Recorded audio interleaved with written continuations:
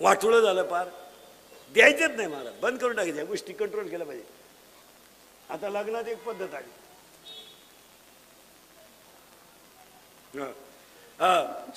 लग्नात एक पद्धत आली आपल्याकडे, हलकट पद्धत. मंगलाष्टकाच्या टायमाला नवरा नवरी मधून येणार, ती गेटच केलंय. तो नवरदेव भाड्याच्या गाडीत आला, 35 रुपयाचा चष्मा घेतो लिंबा खालचा, तो हायवेला मिळतो ना, तो आता 100ला झालाय ना, तर 35लाच होता पहिला.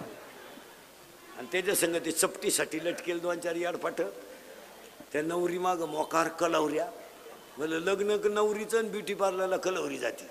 बरं, ब्युटी पार्लरला गेल्यावर 4 गोष्टी करावं लागते पोरीनो. पहिलं फेसिंग करावं लागतं, नंतर मिक्सिंग करावं लागतं, नंतर सिऱ्या मिक्स करावं लागतं, नंतर हेअर सिटिंग करावं लागतं. असा 21 दिवसाचा कोर्स आहे तो. फेसिंग म्हणजे खड्डे भरणे, डांबर वतणे. मिक्सिंग म्हणजे याला शेप देणे, आणि सिरेमिक्स म्हणजे इथल्या फटीत चमकी भरणे. आणि हेअर सिटिंग मध्ये 3 पायऱ्या आहेत. पहिल्यांदा केस धुवून घ्यायचे, मोकळे करायचे पूर्ण, आणि मग त्याला एक फुगा करायचा इथं मध्ये. ही बाजू अशी खाली दाबायची, म्हणजे इकडं लसणाचा वाफा, इकडं कांद्याचा वाफा, मध्ये डोंगळा, याला म्हणायचं पॉप. आणि ही बाजू पुढं मोडपायची आणि एक बोट अशी तोंडावर आली पाहिजे, याला म्हणायचं देवयानी. आणि तिसरा एक भांगे, येजत बाजू बांधायची, ही मोकळी. चला हवा येऊ द्या. अहो कलवरीने असं केलं, नवरदेव घोड्यावरून पडलं, पाहता का नाही?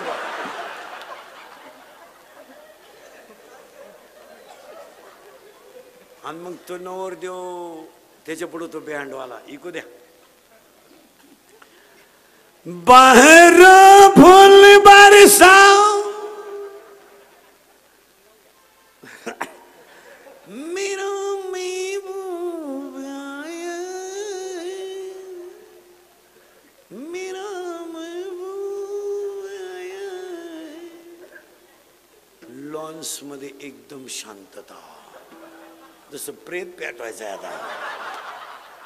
बाहर फूल बरसाओ मेरा महबूब आया. तो महबूब चालू तो कसं माहिती का?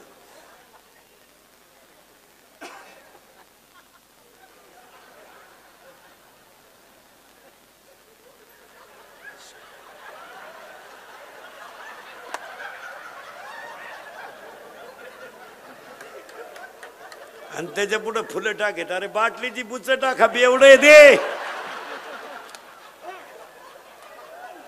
मरणाची फटवी आणते काय?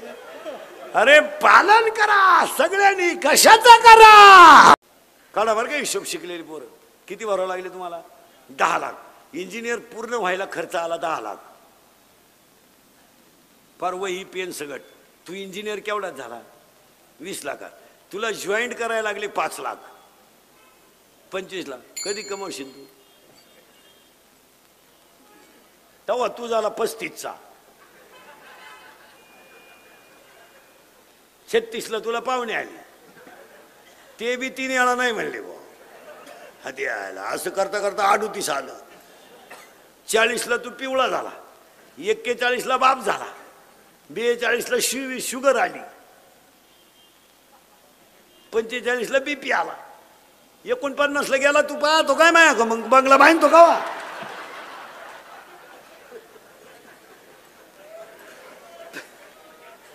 आणि असे कितीतरी गेले नाहीत?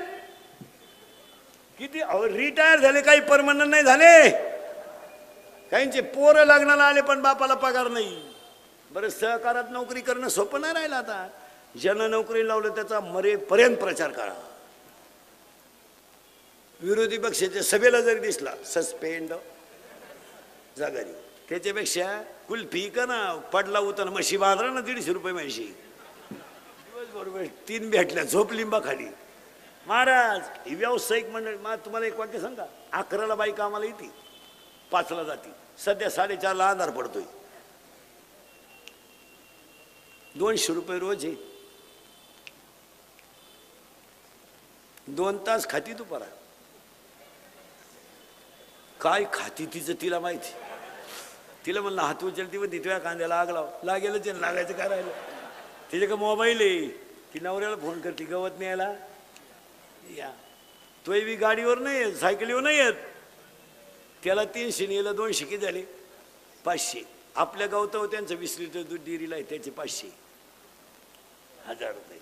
ताज्या दुधाचा चहा पिती 6.5ला. सगळे चॅनल आहे तिच्या घरात. झोपताना मालिका पाहते, माझे मन तुझे झाले. दिवस उगेपर्यंत झोपती.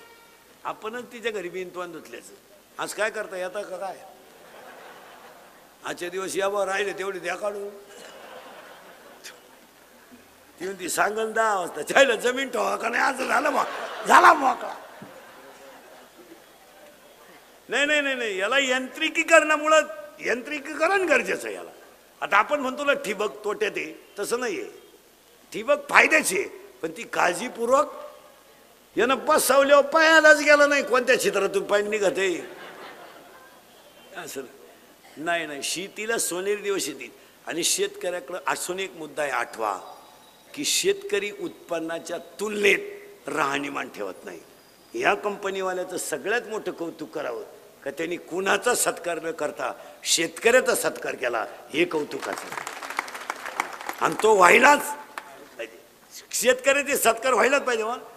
मी तर म्हणतो हे गावातले 15 ऑगस्ट 26 जानेवारीचं ध्वजारोहण सुद्धा आहे ना शेतकऱ्यांनीच केलं पाहिजे. बाकीच्यांना काय कळत आहे, राष्ट्रगीत पाठ नाही, झेंड्याजवळ उभं राहिले. झेंडा खाली घेऊन याला वर न्यायला पाहिजे. काय ना गेलं मग बावळ्याचा बाजार नाही, या येड्याचा बाजार झालाय ना. काही करायला लागले लोक. पूर्वी फक्त पुरुष फेटा बांधायचे, आता बायाने फेटे सुरू केले. पूर्वी फक्त पॅन्ट शर्ट, आता पुरी घालायला लागले. आता तुम्ही पॅन्ट शर्ट घालता, आम्ही गाऊन घेतो. मग आता काय काही करायचं आपलं. पूर्वी लागले लोक बसून जेवायचे, आता उभ्यान जेवण सुरू झालं. ते वराड नाला एक ताटली हातात घेतं, भात कान फडले.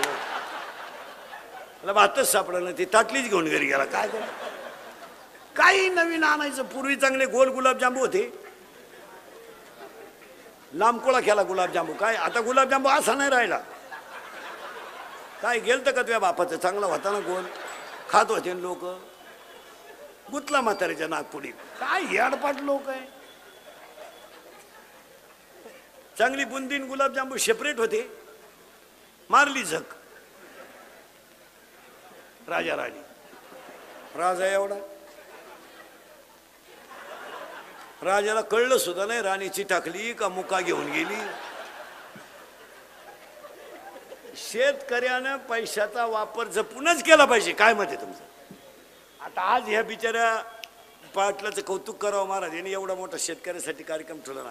आता शेतकऱ्यानं सुद्धा काहीतरी पथ्य पाळली पाहिजे. शेतकऱ्यानं सरकारवर अवलंबून नाही राहायचं, शेतकऱ्यानं लोकांवर अवलंबून राहिलं, शेतकऱ्यानं कष्टावर अवलंबून राहायचं. आता सगळ्या शेतकऱ्यांनी ठरवून टाकायचं, या बिचाऱ्यांचा सत्कार झाला ना, 1 वर्ष असं गेलं पाहिजे का आपण इथं बसलोय ना या खुर्चीत गेलो पाहिजे. आपण असा कांदा पिकवला पाहिजे, आपण अशी मेथी पिकवली पाहिजे, अशी कोथिंबीर पिकवली पाहिजे, असं दूध पिकवलं पाहिजे, दूध उत्पन्न केलं पाहिजे का या खुर्चीवर आपण गेलो पाहिजे. काय मत आहे तुमचं. त्यासाठी पैशाची बचत केली पाहिजे. लोकांमध्ये हिंडायचं बंद केलं पाहिजे. लग्न साखरपुडे होतील ते तुला काय, घरी बस. आता सगळ्या शेतकऱ्यांनी ह्या वर्षी काय केलं पाहिजे, पैसा वाचवला पाहिजे. याच्यावर तुमचं मत काय. आता सगळ्या लोकांना मोबाईल आहेत, आहे की नाही. लग्नपत्रिका छापायचं बंद केलं पाहिजे. आता 1 मिनिटात उभ्या महाराष्ट्राला कळलं ना तुझ्या घरी केव्हा तमाशा आहे. 350 नाव वाटीतून बोंबलं हिंडतो उन्हा.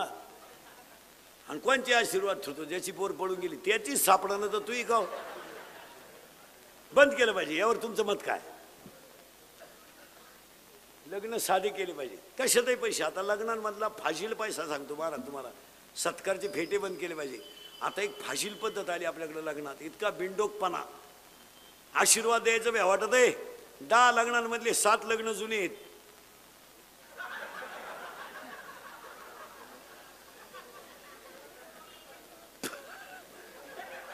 द्यावा वाटत आशीर्वाद द्यावा. ही जी मंडळी हे जर वाहिले निघले ना, वाहिले त्या दुकानाला फक्त फळी आहे मध्ये, वस्तू इकडे आहे इकडे, इकडं जर मिळाली नाही तर तो म्हणतो इकडे घे. आपली आवलाद तशी नाही. नगरला जाय, तिथं नको घेऊ, तिथं तितका खराब माल कुठंच. यानं वाटोळ झाला आपल्या लोकांना. आणि हे जे के माणसाने ही कंपनी जी काढली महाराज, तर ह्या समाजात काळ्या आईची सेवा करणारा एकच वर्ग आहे, शेतकरी. बाकीच्यांना कोणाला घेणं नाही. याच्यावर तुमचं मत काय? या जगात कष्टानं खाणार 10 लिटर दूध काढी ती शेतकऱ्याची बायको, 3 मुळे उसाच्या तुडी, ती सर्दी होईना तिला, याची लिफ्टनं वर जाती, लिफ्टनं खाली येते, मनक्यात गॅप, डोळ्याला अंधार यायच्या. अगं तू जगती तरी का आला? जर त्यालाही मोकळं करीन तोही गुंतून ठेवला, त्यालाही दुसरी करता येईन आणि तूही उलथानं काय करते त्याला? महाराज कष्ट या जगात फक्त शेतकरीच करतो. काय मत आहे तुमचं? बाकी सगळे लबाड. घामाचा पैसा कोणाचा आहे? शेतकरी. आणि हे सगळं राष्ट्र कोणी जगावले? नवरा बायकोन 4च माणसं आहे शेतकऱ्याच्या घरात, त्यांना 4 पोती गहू लागत आहेत, तिला 8 पोती पिकित आहे का? बाकीचे 4 की येडपट सांभाळायला यांना काय? आणि दान धर्म कोण करतोय? शेतकरी. आता शेतकऱ्याच्या घरात जाऊन पहा तुम्ही, 15 माणसांचा स्वयंपाक 15 मिनिटात, पिठलं भाकर पण दणकून. या हलकट माणसं मोज द्या. 5 सांगितले 6 वाढला, संपल्या चपात्या. आणि त्याची बायको म्हणते निवांत जेवा. वांग खाता का निवांत जेवा? एवढ्या चपात्या वाढते का शेतकऱ्याला? की चांगलं गांजा प्यालं तर बैल बसित, तुझ्या चपातीचं काय घेऊन?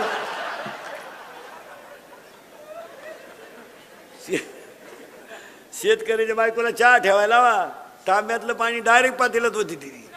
हे दरी तरी तसं नाही. अगं पाजी तीच का आला मरायला? शेतकऱ्याच्या घरात अजून आरोळी देऊन चहा येतो, अनारे चहा वजन आहे. हे हलकटांत तसं नाही, हे खिडकी जवळ जाते आय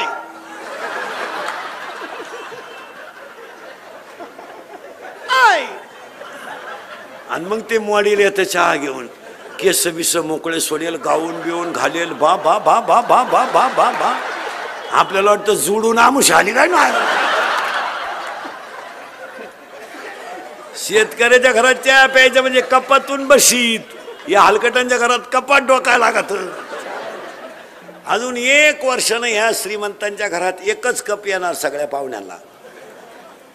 फक्त पाहुण्या पुढं कप न्यायचा आणि पाहुण्याने जिबीचा शेंडा बुडवायचा त्याच्यात.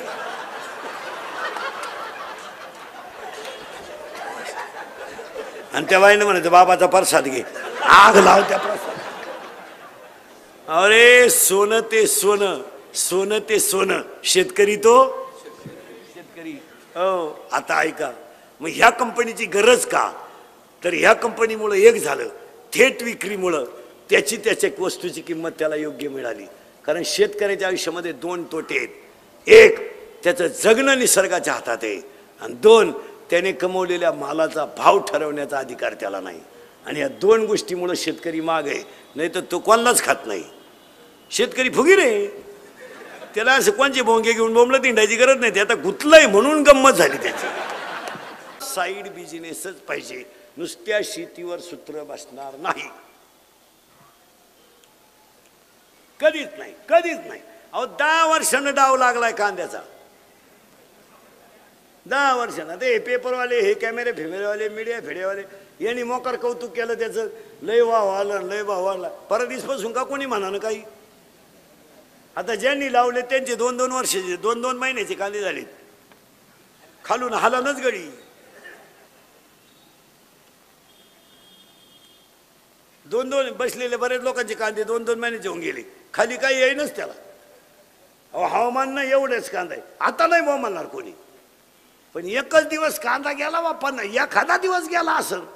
फार पेपरावाले मीडियावाले रेज झाले बा, कांद्याने वांदा केला. करू दे, करू दे ना, होऊ दे ना कांदा. मी मागं म्हणलं होतं एकदा 6 महिन्यापूर्वी, कांदा 200 रुपये किलो होऊ दे. झालाच आपले वाक्य खोटे नाही तर ते कधी. अरे भाऊन द्या 200-400 रुपये किलो कांदा. ते शेतकऱ्याच्या घरात कधीतरी भाज्याचा वास निघू द्या. कधी त्याला चांगलं मिळू द्या, त्याच्या बायकोच्या गालावर हसू येऊ द्या. शेतकऱ्याच्या पोरांना सुद्धा सांगतो, 10-12 गाया पाळल्या ना, दूध बीज चांगलं घालून बुलेट बिलेट घ्यायची. असे दरिद्र एका हॉर्नची गाडी नाही घ्यायची कधी, डबल हॉर्न बसवायच्या गाडीला. अशी भाऊबंद पाहिले वाजी चाला जो घेतली येड्या. नाही महाराज, ह्या जगात जर घामानं पैसा कमेला असेल ना तर मजा आणायला हरकतच नाही. आणि शेतकऱ्याला ती वेळ यायलाच पाहिजे, कारण सगळे मजा आणतात, फक्त कोण आणत नाही. आता शेतीला साईड बिझनेस केला पाहिजे. मला गारी का, कुल्फी का, कोंबड्या पाळा, सायकल पंक्चर काढा, काही करा, पण शेतीला जर साईड बिझनेस असेल तरच शेतकरी तरेल. यावर आपलं मत काय? नोकऱ्याविषयी सोडा, नोकऱ्या तुम्ही डोक्यातून काढून टाका. तुमच्या डोक्यात सुटलाय सोंड्या, हलकट. मला नोकरी लागून कवा लागतो? बरं लागली नोकरी, चाल दे हिशोब मला. तुला इंजिनिअरिंगला भरावं लागले 10 लाख. किती फुसफुशीत होते.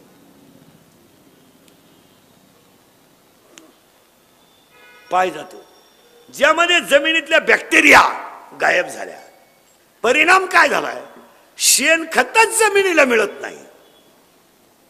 म्हणजे पिकाला लागणारं पोषक मिनरल जे आहे ते आपल्या जमिनीत राहिलं. हे मान्य आहे का सांगा? चौथं वाक्य, शेतीला पूर्वी बांध असायचे, बांध, आणि बांधावर बाबलीची, लिंबाची, आंब्याची झाडं राहायची, खोडं मोठमोठी राहायची. ती झाडं का राहायची? आज बांध गेला, पोल आला, झाड राहिलं नाही, त्या पिकाला ऑक्सिजन आणि कार्बन डायऑक्साईडच मिळत नाही. झाडामुळे त्या पिकाला काय मिळायचा? परत सायंटिफिक भाषेत सांगा शाळेतल्या पोरांना, एक माणूस 24 तासात 21,600 वेळा श्वास घेतो. एक माणूस 24 तासात 21,600 वेळा श्वास घेतो. म्हणजे आत आणि बाहेर.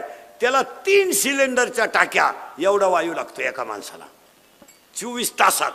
एका टाकीची किंमत 900 रुपये. 2700 रुपयाचा वायू एक माणूस निसर्गातून रोज फुकट घेतो. किती तासात?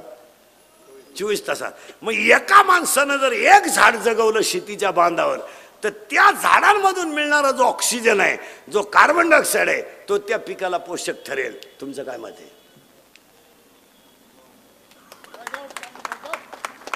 पण झाड ठेवायचं नाही असं ठरवून टाकलंय आपण. झाड ठेवायचं नाही. आणि चौथं कारण झालं शेतीला, एक बांध राहिले नाही, शेणखत राहिलं नाही, वारंवार त्या जमिनीत तेच पीक, आणि 4 शेतीला पाण्याचं नियोजन नाही. आता यातल्या 70% लोकांनी गहू टाकले असतील. टाकले. आंबवणी दिलं ना तुम्ही, भरला ना गहू, फुल भरला का नुसतं वल्ल केलं?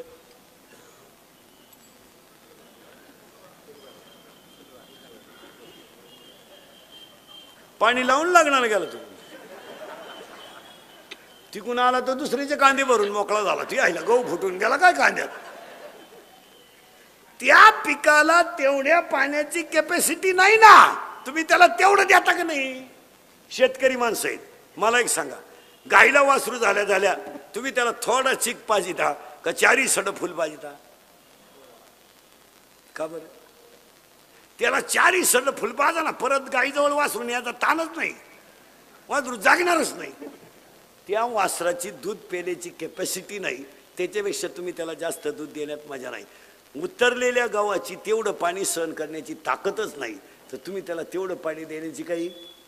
उभं राहा ना, काय फरक पडला? उभं राहा ना, फक्त शेवटच्या टोकापर्यंत जाऊ द्या. जिरेपर्यंत भरतोय वाफा. हो, काही जुने शेतकरी तर इतके हुशार आहेत, घासाचा पूर्ण वाफा कधी भरत नाहीत. ते शेतकरी हुशार, अर्ध्या वाफ्याजवळ उभा राहतो, आणि अर्ध्या वाफ्यापाशी आला लगेच तो बाऱ्याकडे येतो. त्याला माहिती मी बाऱ्याकडे येईपर्यंत आणि तेवढ्या लागणाऱ्या वेळेपर्यंत पुढचा वाफा भरतो. त्यांचे घास 3-3 वर्ष टिकत्या. आणि जे घासाला पाणी लावून प्रचाराला जात्या, 3ऱ्या महिन्यात गोगलगाय आली. कॅपॅसिटी राहिली नाही. मला जमिनीची कॅपॅसिटी तपासा. एक तर तुमच्या माझ्या जमिनीची काय झाली, कॅपॅसिटी उत्पन्नाची राहिली नाही. म्हणून आता दुसरी गोष्ट, शेतकऱ्याला पाण्याचं नियोजन नाही, झाडं नाहीत, खत नाही, शेणखत नाही, आणि दुसरी गोष्ट पाण्याचं नियोजन नाही, बांधाला झाडं नाही, वारंवार तेच पीक, आणि शेतकऱ्याच्या घरात खर्चाला हिशोब नाही. आता हे जेवढे शेतकऱ्यांचे सत्कार झाले ना मगाशी, याच्यामध्ये सगळ्यांमध्ये श्रेष्ठ माणसं ते गाईच्या दुधावाले निघते. कारण या 10 वर्षामध्ये तुमच्या माझ्या घरामध्ये चूल जर कोणी पेटवली असेल तर फक्त गायीनंच पेटवली. आज तुमच्या माझ्या अंगात चांगला कपडा दिसतोय आणि तुमच्या माझ्या बायकोच्या गालावर हसू दिसतंय, ही सगळी गायीची पुण्य आहे. काय मत आहे तुमचं? आज आज आपल्या लोकांमधून गायी जर वजा केली ना, हाय काय आपल्याकडं काय? आज आपल्या अंगावर कपडे आणि कालवणाला तेल हे कुणी ठेवलंय? गायीने ठेवलंय. आणि 6वी गोष्ट शेतकऱ्याला सांगून ठेवतो, मी स्वतः शेतकरी चांगला. शेतीला ते खात नाही कोणला, त्याला काय गरज आहे? त्याचं दूध करा बरं 50 रुपये लिटर, ते माणसं उडीत का नाही दिवसा? आता ते गुतलंय म्हणजे गंम, ते पाहत आहे 2 लाखाची वाटी येतात का काय नाही, तर ते त्याला गरज नाही. मारा तो मुळात राजा आहे. शेतकरी मुळात त्याला जर योग्य भाव मिळाला ना आणि शेतीनं जर निसर्गानं साथ दिली ना, ते खात नाही कोणाला.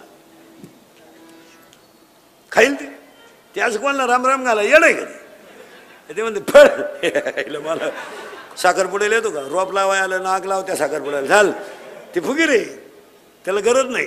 पण ती गंमत आहे झाली, ती गुंतलं 2 गोष्टीत. शेती गेली त्याची निसर्गावर आणि त्याने पिकवलेल्या मालाचा भाव ठरवण्याचा अधिकार त्याला नाही. आणि ह्या कंपन्यांमुळे निदान एवढा फायदा झाला की त्याचा माल त्याला कधीतरी तरी विकता येईल. कारण शेती आता, आणि परत सांगून ठेवतो, या देशात एक दिवस तरी शेतकरी राजा होणार आहे, हे ध्यानात ठेवा. थोडे दिवस आलेत आता. कंपन्यावाल्यांचा कार्यक्रम जवळजवळ हे MIDC मधले ते आले पिटले, आता त्यांचा विषय मिटला. पोरांनो D.Ed बंद झाले, B.Ed नीट उत्तर द्या. B.Ed बंद झालं, D.Ed बंद झालं, ATD बंद झालं, डिप्लोमाला जवळजवळ कुलूप लागले. 10 वर्षात इंग्लिश मिडियमला कुलूप. मग ह्या देशात एक दिवस बुलेटला हॉर्न शेतकरीच वाजवणार. राजकारणाचं जवळजवळ भोजापूर झाले, काय त्याच्यात राहिलं नाही. काय त्यात उगाच नाही घरी काम म्हणून हिंडायचं नाही, तर त्याच्यातही काय राहिलं नाही. आता राजकारणात काय दम राहिला? आता काय दम राहिला? 3 महिने एकमेकाला मोकार शिवाय दिला ना. आता एका कोंबडी उकुदली, आपण बसलो ना बांबू, आपलं झालं वाटोळं. आपण म्हणलो ते काच ते आहे ना काच. तेव्हा कार्यकर्ते मंडळी, भाऊ आता बास करा, जरा आमच्या टोळीत या, एवढी गळ्यात लटकवा. तिकडे काय राहिलं नाही आता. मला काय राहिलंय? कार्यकर्त्यांना घरातही काय राहिलं नाही. ते शेतकऱ्याच्या घरातली बायको गेल्या गेल्या निदान पाणी तरी घेऊन येते. हे कार्यकर्त्यांच्या बायका पाणी बिली नाही आणती. पप्या पप्या त्याला विचार खायचंय का? कोणला? त्याला का तो बाहेरून खाऊन आलाय? पाय राजा शेतकरी आहे. हो, आणि शेती परवडत का नाही याची कारणं सांगतो. आता हे कंपनीची तर भरभराटी होणार आणि ही काळाची गरज आहे. आता तुम्ही म्हणाल महाराज तुम्ही शेतीवर बोला. शेतीवर मुद्दा कीर्तन शेतकऱ्यासाठी. शेतीतलं उत्पन्न पहिल्यापेक्षा कमी झालंय, मान्य आहे तुम्हाला? हा म्हणा, नाही तर नाही म्हणा. 70चं ॲव्हरेज 35वर आलंय एकरी. यंदा तर तुऱ्यामुळं 35 निघालं. तुऱ्यामुळं ॲव्हरेज. आणि यंदा उत्पन्न ऊसाचं ॲव्हरेज यंदा पहिल्यासारखं नाही. आता तुम्ही म्हणा शेती तोट्यात काय यायला लागली, त्याला एक 5-6 कारणं सांगतो. पटले तर हा म्हणा. वारंवार त्याच जमिनीत तेच पीक घेतल्यामुळं जमिनीची उत्पादन क्षमता कमी झाली. यावर आपलं मत काय? वारंवार तेच पीक, मेला हुस तुटला, जूनला रोटा, 1/6ला लागवड, पुन्हा 18 महिने त्याच्याकडं पैसा नाही. परिणाम काय झाला? शेती थोडी जरी असली ना महाराज, तर थोडासा गॅप घ्यायचा. काय म्हणते तुमचं? चेंज करा ते पीक. आता समजा ज्यांचे ऊस तुटलेत ना, आता 6व्यापर्यंत तर काही लागवड करायची नाही ना. मग 3 महिन्यामध्ये गहू निघून जाते, 3 महिन्यामध्ये मका निघून जाईल. पण त्या जमिनीला मिनरल सॉल्ट वेगळे मिळतील. वारंवार त्याच जमिनीत तेच पीक घेतल्यामुळं जमिनीची उत्पादन क्षमता कमी झाली. हे तुम्हाला मान्यच करावं लागेल. 2, केमिकल युक्त जेवढी औषध आहेत, टाटामेट्री, निरा 71, राऊंड अप, गोल, M45, M35, अविनाश. तुम्ही निराया कत्तर बांधाला मारा आणि 2-3 दिवसाला जा, गवत जाते पण ती जागा